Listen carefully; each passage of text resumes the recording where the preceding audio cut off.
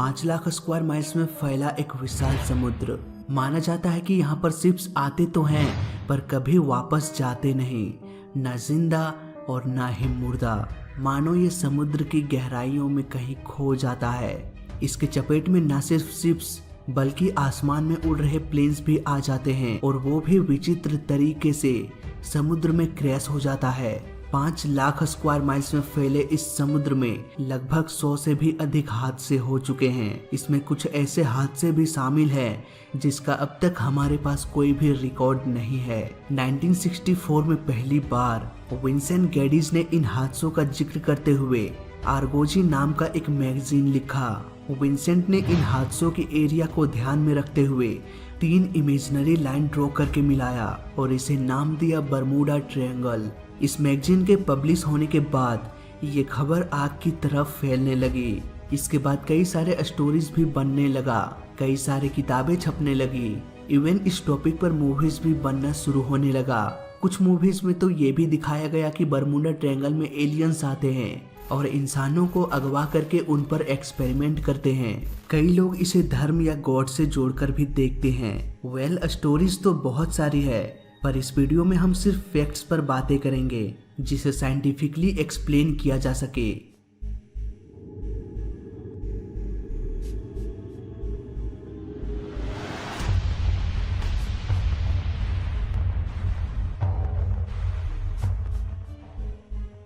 तो इस कहानी की शुरुआत होती है 1492 यानी कि तकरीबन 527 साल पहले।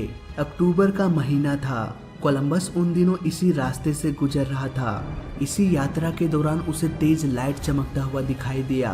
कोलंबस ने इस घटना को अपने डायरी में भी मेंशन किया था पर समय के साथ साथ इस घटना को भुला दिया गया। 1492 से 1945 तक और भी कई हादसे हुए हो सकते हैं पर हमारे पास इसका कोई भी रिकॉर्ड नहीं है। 9 जुलाई 1945 यूएस नेवी का एक ऑफिसर थॉमस अपने 10 क्रू मेंबर के साथ रात के 9 बजे उड़ान भरा। ये एक नाइट ट्रेनिंग फ्लाइट था। उड़ान के करीब 4 घंटे बाद इस प्लेन का संपर्क टूट गया। इसके बाद कोई भी एसओएस मैसेज या रेडियो सिग्नल नहीं मिला। उन दिनों एसओएस डिस्ट्रेस सिग्नल का इस्तेमाल होता था। अगर आपको नहीं पता कि ये एसओएस, पेन और मेडे क्या होता है तो इस पर हम ऑलरेडी एक वीडियो बना चुके हैं जिसका लिंक आपको डिस्क्रिप्शन में मिल जाएगा। अगली सुबह एक सर्च ऑपरेशन चलाया गया जो कि 10 दिनों तक चलता रहा। फिर भी प्लेन का कुछ भी पता नहीं चल पाया। प्लेन्स में बहुत से ऐसे पार्ट्स होते हैं जो कि पानी में तैर सकता है। फिर भी 10 दिनों के रेस्क्यू ऑपरेशन में भी इस प्लेन का कुछ भी पता नहीं चल पाया और इस तरह से ये घटना आज तक एक मिस्ट्री बन के रह गया। इस घटना के 5 महीने बाद टॉर्पीडो बॉम्बर्स का एक ग्रुप 15 क्रू मेंबर के साथ फ्लोरिडा के नेवल एयर स्टेशन से उड़ान भरा। ये एक ट्रेनिंग फ्लाइट थी उन स्टूडेंट्स के लिए जो न्यू थे, इसीलिए इनके साथ 28 साल के एक कमांडर भी थे।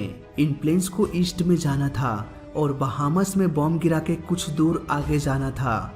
इसके बाद ऑलमोस्ट 90 डिग्री में मुड़ के 73 माइल्स तक उड़ान भरना था और फिर वापस उसी एयर स्टेशन में लौट आना था। इतना करने के लिए 2 से 3 घंटे का वक्त लगना था, इसीलिए इन प्लेन्स में लगभग 3 घंटे तक का ही फ्यूल भरा गया। सब कुछ ठीक चल रहा था। सभी प्लेन्स अपने प्लान के मुताबिक बहामस में बॉम्ब गिरा के आगे बढ़ गया। करीब 1 घंटे 30 मिनट बाद सभी क्रू को अजीब सी घबराहट होने लगी। फाइनली ये डिसीजन लिया गया कि प्लान को रद्द करके वापस एयरबेस चले जाएंगे। कमांडर ने सभी पायलट्स को पोजीशन चेक करने के लिए कहा पर असल में किसी को भी ये पता नहीं चल पा रहा था कि वो आखिर कहाँ पर थे। पायलट ने कहा कि मैं फ्लोरिडा एयरबेस को फाइंड करने की कोशिश कर रहा हूँ पर मेरे दोनों कंपास काम नहीं कर रहा है। समय 3:50 हो रहा था। पायलट अगर सन के डायरेक्शन और समय की सही तालमेल करता तो उससे फ्लोरिडा का डायरेक्शन मिल सकता था पर साफ मौसम होने के बावजूद भी देखते ही देखते अचानक बादल छाने लगा और सन तो जैसे अचानक से गायब ही हो गया। अब मौसम भी फ्लाइट 19 के खिलाफ हो चला था। न डायरेक्शन का पता चल रहा था और न ही सन का। अब प्लेन्स में सिर्फ 1 घंटे का ही फ्यूल बचा था। पायलट लगातार ग्राउंड में कांटेक्ट करने की कोशिश कर रहा था पर अचानक मौसम में हुए बदलाव के कारण रेडियो फ्रीक्वेंसी भी लगातार बदल रहा था।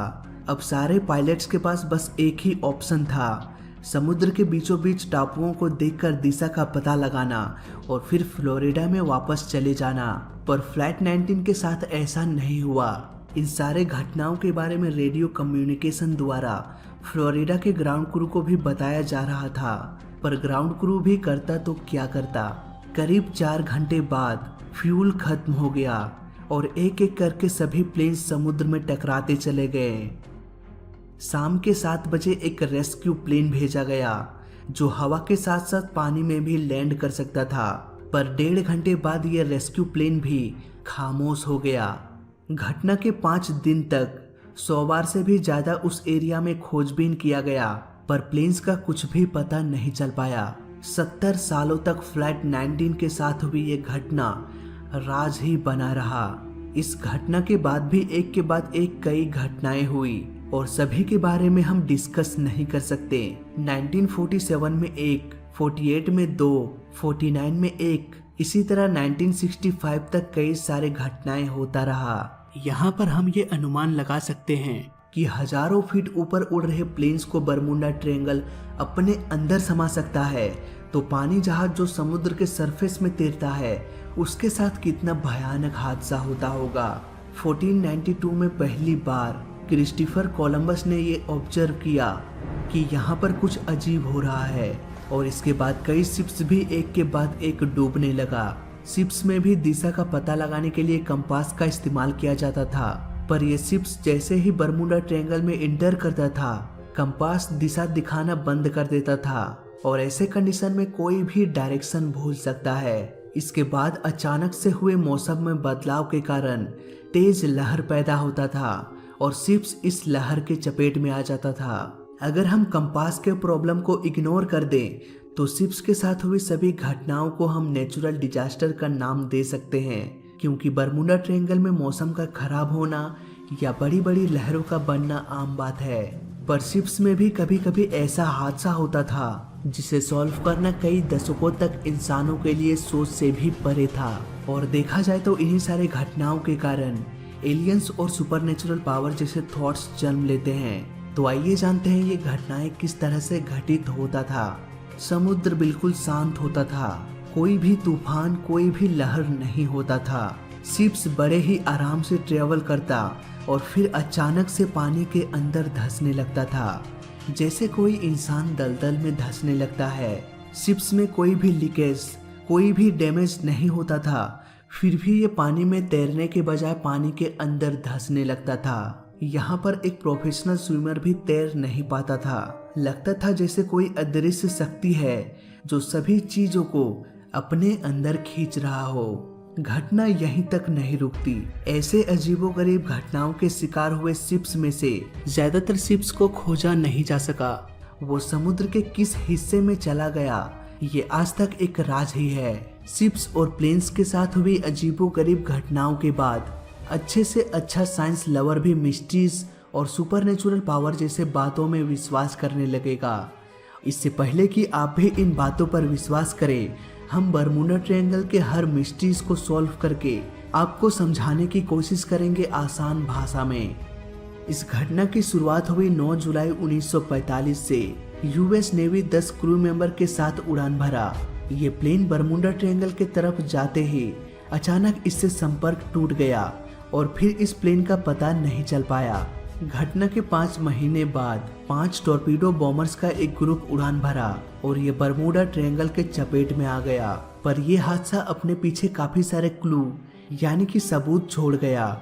उड़ान के तुरंत बाद ही अचानक से मौसम में बदलाव हुआ था। सारे प्लेन्स तेज तूफान के चपेट में आ गया था। पर कैसे इतने कम समय में मौसम में इतना बड़ा बदलाव हो गया? इस सवाल का जवाब किसी के पास भी नहीं था। पर कुछ सालों पहले नासा ने बरमुडा ट्रायंगल की एक फोटो पब्लिक करते हुए कहा कि ये हेक्सागोनल क्लाउड्स के कारण होता है। पर हेक्सागोनल क्लाउड्स के बारे में समझ पाना आम इंसानों के सोच से परे था। ये हेक्सागोनल क्लाउड्स आखिर है क्या और कैसे ये मौसम में इतनी तेजी से बदलाव ला सकता है? इसका जवाब हमें मिला वॉयेजर तथा कैसिनी स्पेसक्राफ्ट के मिशन के दौरान। ये दोनों स्पेसक्राफ्ट सैटर्न के रास्ते से गुजर रहा था और तभी हमें पहली बार हेक्सागोनल क्लाउड्स के बारे में जानने को मिला। इस तरह के क्लाउड्स में क्लाउड्स और एयर सेंटर का चक्कर लगाते हैं। ऐसे क्लाउड्स इतने पावरफुल होते हैं कि ये 273 किलोमीटर पर आवर की स्पीड से एयर को पंप यानी कि धकेल सकता है। नासा के सैटेलाइट्स ने इन्हीं हेक्सागोनल क्लाउड्स को बरमूडा ट्रायंगल के ऊपर देखा था। इन क्लाउड्स के कारण तेजी से मौसम में बदलाव होना तो नॉर्मल है। फ्लाइट 19 में हुए मौसम में बदलाव के बाद भी एक बड़ी समस्या कंपास में था। पर क्यों सभी प्लेन्स का कंपास एक साथ बंद हो गया? इसे समझने के लिए हमें सबसे पहले ये समझना पड़ेगा कि आखिर कंपास कैसे काम करता है। दोस्तों, एक कंपास के लिए ये मैटर नहीं करता कि आप धरती पर कहां पर खड़े हैं। अगर आपके पास मैग्नेटिक कंपास है तो ये हमेशा नॉर्थ पोल की तरफ ही डायरेक्शन बताएगा।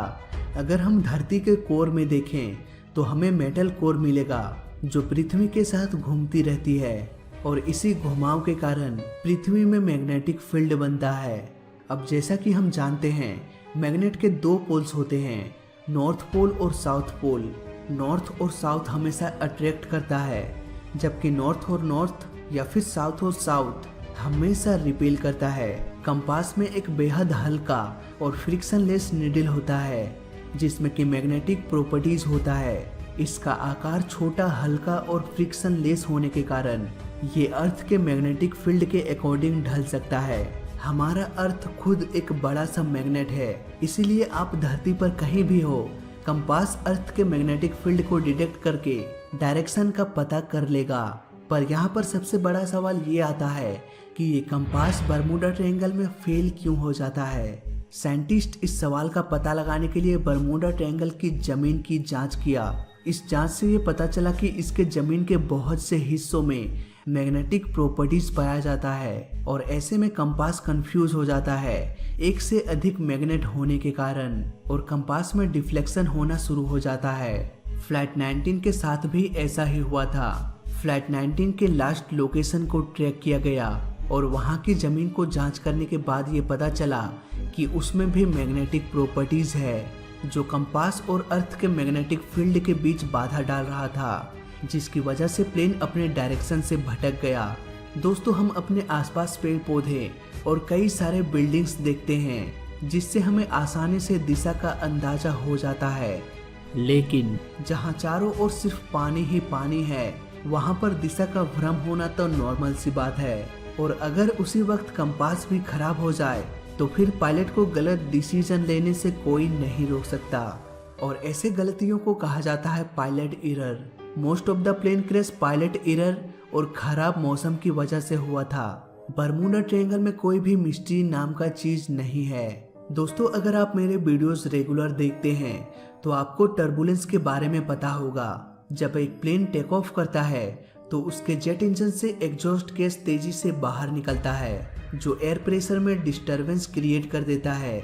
इसीलिए तो एक प्लेन के टेक ऑफ के बाद दूसरे प्लेन को उसी रास्ते में तुरंत टेक ऑफ करने की अनुमति नहीं दिया जाता जब तक कि एयर प्रेशर फिर से एक समान ना हो जाए। इस तरह से एयर प्रेशर में बदलाव को कहा जाता है टर्बुलेंस।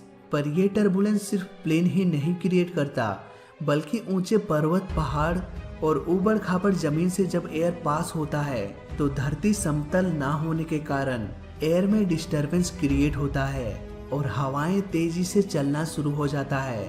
देखा जाए तो बरमूडा ट्रायंगल चारों तरफ टापुओं से घिरा हुआ है, यानी कि ये आसानी से लहरें बना सकती है और नॉर्मल या छोटे शिप्स को पानी में डुबो सकती है। इसके अलावा अगर शिप्स हेक्सागोनल क्लाउड्स के बीच में आ जाए तो ये बड़े से बड़ा शिप भी डुबो सकता है। इसके अलावा शिप्स में भी कंपास का इस्तेमाल किया जाता है डायरेक्शन का पता लगाने के लिए, और बरमूडा ट्रायंगल में कंपास का क्या हाल होता है ये अभी अभी हम देख चुके हैं। शिप्स में ज्यादातर घटनाएं मौसम की खराबी की वजह से हुआ है और इसे किसी भी तरह का मिस्ट्री कहा नहीं जा सकता। पर शिप्स में से कुछ घटनाएं बेहद ही अजीबोगरीब था। मौसम बिल्कुल साफ होने के बावजूद भी, शिप्स में किसी भी तरह का प्रॉब्लम ना होने के बावजूद भी ये पानी में तैरना बंद कर देता था। इवन कोई भी इंसान वहां पर तैर नहीं पाता था। ऐसे हादसों में शिप्स का मलबा इतनी गहराई में चला जाता था कि इन शिप्स को दोबारा खोजा नहीं जा सकता था। पर क्यों? दोस्तों, आज हम जानते हैं शिप्स को इसीलिए खोजा नहीं जा सकता क्योंकि समुद्र के कुछ हिस्से इतने गहरे हैं कि उतनी गहराई में जाना इंसानों की बस की बात नहीं है। इवन सनलाइट भी उतनी गहराई तक नहीं पहुंच पाता। अर्थ के अंदर कई सारी परतें हैं। अर्थ के कोर से कई सारे गैसेस बाहर निकलते हैं और समुद्र जितना गहरा होगा उतना ही कोर के नजदीक होगा। शायद इसीलिए ऐसे जगहों पर मीथेन गैस निकलता है और ये गैस समुद्र के पानी के डेंसिटी को कम कर देता है, जिसकी वजह से शिप्स पानी में तैरना बंद कर देता है और फिर पानी में डूब जाता है। और फिर शिप्स का मलबा इतनी गहराई में चला जाता है जहां पर इसे खोज निकालना नामुमकिन है। अगर ये कॉन्सेप्ट आपको समझ में नहीं आया, हम इसे एक सिंपल एग्जाम्पल से समझ लेते हैं। सपोज एक दलदल है जो अब सूख चुका है। अगर आप इस दलदल के ऊपर से गुजरोगे तो आराम से गुजर सकते हो, पर उसी सूखे दलदल में अगर ढेर सारा पानी डाल दे तो वो वापस दलदल बन जाएगा। यानी कि पानी के मिल जाने से दलदल की डेंसिटी कम हो गया। ऐसे में अगर आप इसके ऊपर से गुजरोगे तो आसानी से इसके अंदर धंसते चले जाओगे। ठीक ऐसा ही पानी के साथ होता है। जब मीथेन गैस पानी से मिल जाता है और पानी का डेंसिटी कम कर देता है, पानी का डेंसिटी कम हो जाने के कारण शिप्स तैर नहीं पाता है और पानी में डूब जाता है। तो ये थी कुछ मिस्ट्रीज जिसे हमने सॉल्व किया। अगर आपके मन में अब डर की भावना महसूस हो रहा है, अगर आपको डर लग रहा है बरमूडा ट्रायंगल के ऊपर ट्रेवल करने से, तो इस डर को भी हम निकाल देते हैं। दोस्तों, बरमूडा ट्रायंगल में कई सारी घटनाएं 1940 से 1960 के बीच हुआ था और उस वक्त हम टेक्निकली उतने एडवांस नहीं थे। पर आज हमारे पास जीपीएस है, सैटेलाइट्स है, जो पूरी पृथ्वी पर एक्यूरेसी से नजर बनाए हुए रखता है। कौन सा प्लेन या शिप कहाँ है, किस डायरेक्शन में जा रहा है, इवन वेदर की भी सारी इंफॉर्मेशन होती है जो काफी एक्यूरेसी से प्रिडिक्ट कर सकता है और खतरे से पहले ही हमें अलर्ट कर सकता है। इसीलिए तो प्लेन्स और शिप्स की घटनाएं अब बरमूडा ट्रायंगल पर सुनने को नहीं मिलता। आज के दौर में बरमूडा ट्रायंगल के रास्ते से कई सारे प्लेन्स, कई सारे शिप्स गुजरते रहते हैं और ये ट्रांसपोर्टेशन का सबसे बिजी रूट बन चुका है।